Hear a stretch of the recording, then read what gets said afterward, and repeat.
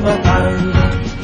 Hukum Allah tegakkan, hukum Allah tegakkan. Assalamualaikum warahmatullahi wabarakatuh. Alhamdulillahi rabbil alamin. Assalatu wassalamu ala sayyidina Muhammadin wa ala alihi wa sahbihi ajma'in. Amma ba'du. Gender inequality atau terjemah bebasnya ketidaksetaraan gender adalah sebuah isu yang merupakan problem menarik dalam dunia Islam. Sebagian orang menganggap kesetaraan gender merupakan bagian dari hak asasi manusia yang membawa manfaat bagi perkembangan umat Islam. Sebagian lainnya menganggap persamaan gender merupakan salah satu momok berbahaya bagi budaya Islam.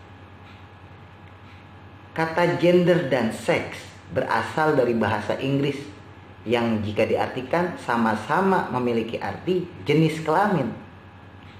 Disinilah kita harus membedakan.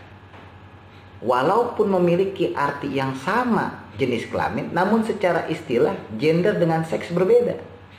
Secara istilah, gender adalah perbedaan dasar antara laki-laki dan perempuan dilihat dari aspek nilai, perilaku, mentalitas, dan karakteristik berdasarkan konstruksi sosial kultural yang dapat diubah dan berubah sesuai kebutuhan atau perubahan zaman.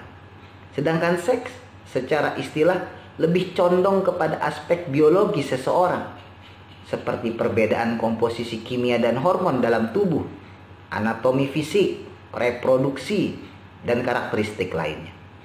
Dengan demikian kita harus membedakan bahwa sebenarnya seks tidak bisa ditukar karena bagian ketentuan Tuhan yang merupakan kodrat seorang manusia.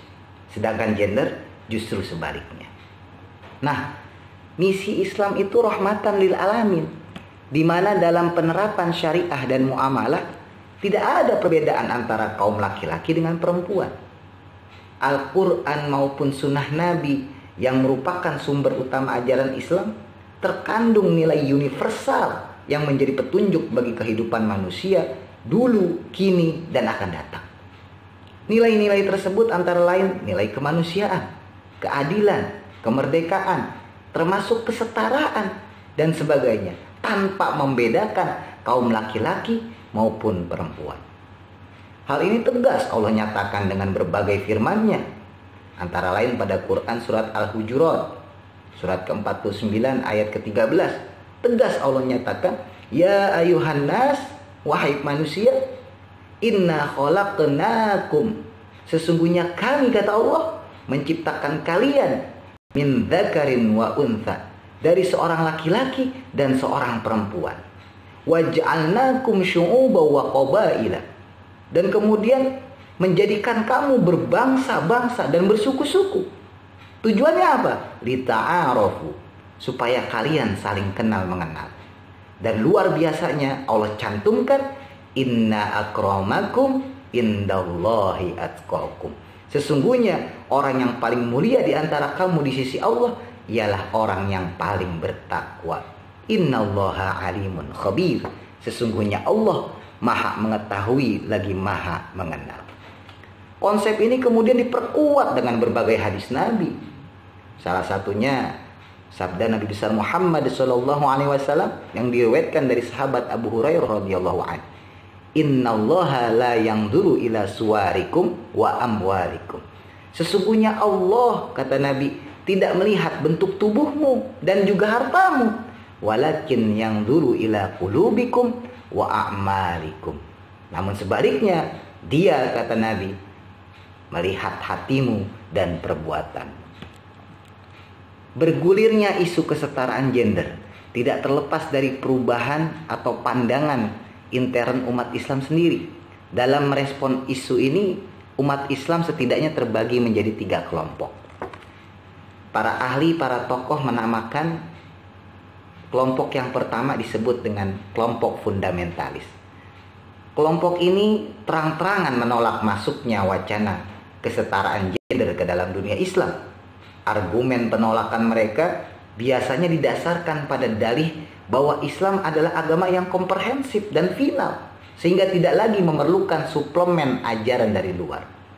Bagi kalangan fundamentalis, Islam dan modernitas Barat adalah dua hal yang tidak kompatibel.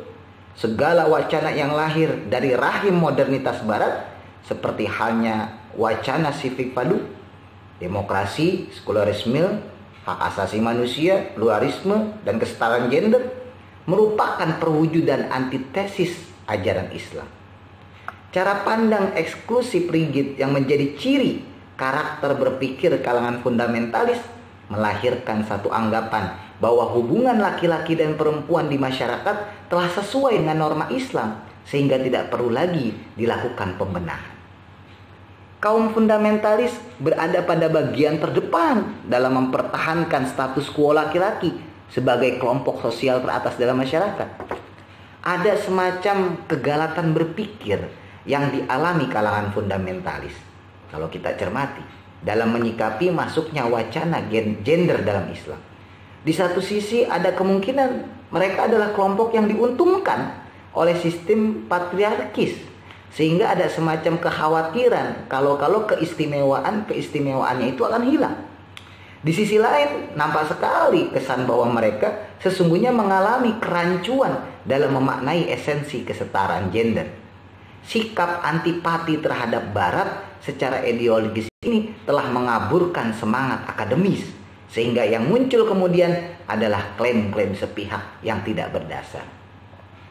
Ahmad Muhammad Jamal misalnya, salah satu eksponen kaum fundamentalis, dalam satu karyanya berpendapat, adapun kepada perempuan, Islam menetapkan sebagai penenang suami, sebagai ibu yang mengasuh anak-anak, menjaga harta benda suami, serta membina etika dalam rumah yang paling kecil, yaitu rumah tangga, keluarga.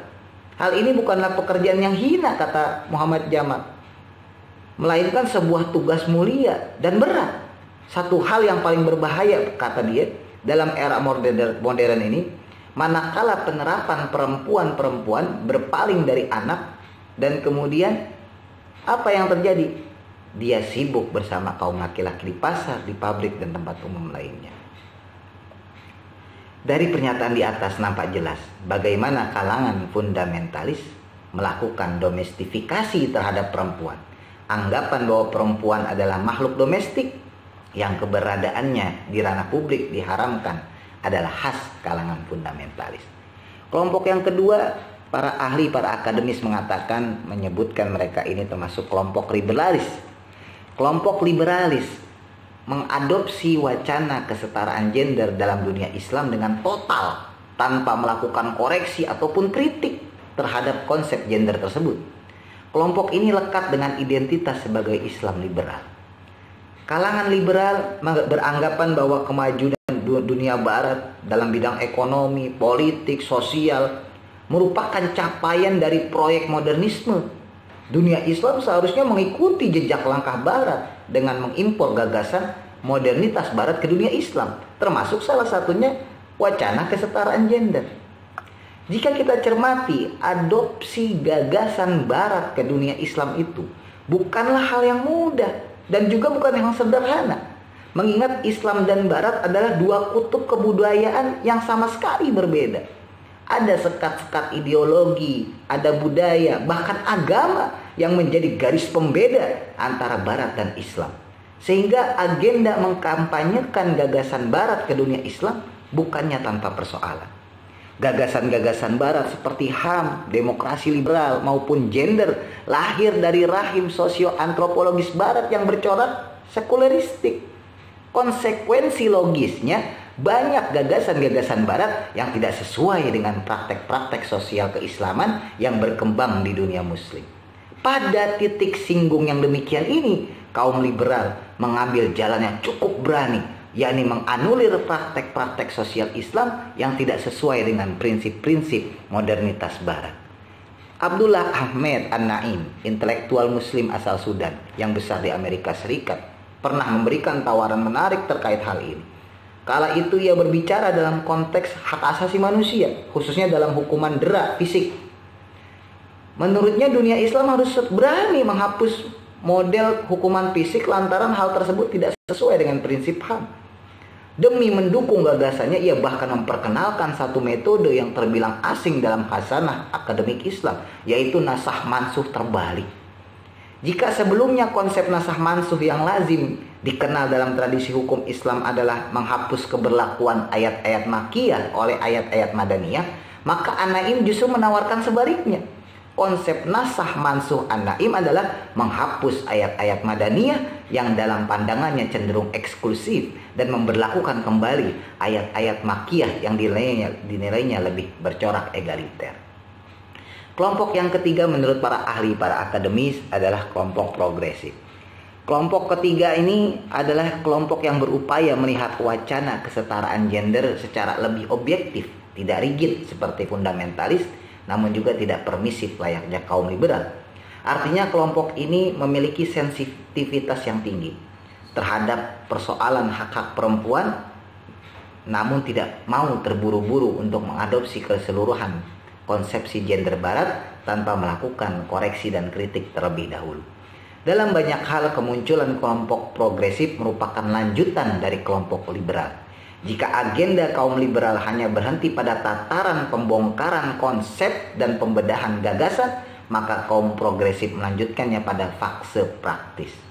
Dalam konteks isu gender, kalangan progresif menilai apa yang dilakukan oleh kelompok liberal agaknya baru pada wilayah kognitif semata dan belum menyentuh aspek psikomotorik afektif, terlebih menggulirkan agenda pada ranah jurisprudensial.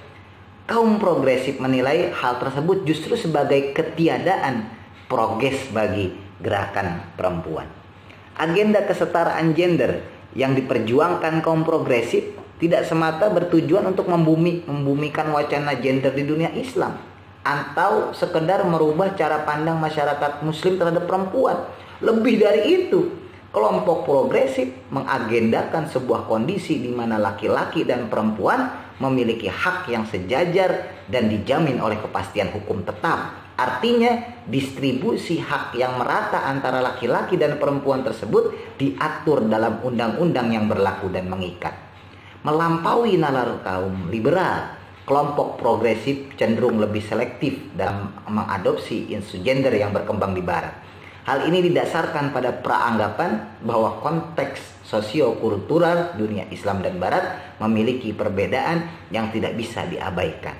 Kaum progresif menilai bahwa agenda gerakan perempuan bukanlah untuk menuntut balas pada laki-laki, apalagi menggeser dominasi laki-laki dan digantikan oleh perempuan. Ketidakadilan gender yang selama ini banyak menimpa kaum tidak selalu bermula pada kesalahan laki-laki.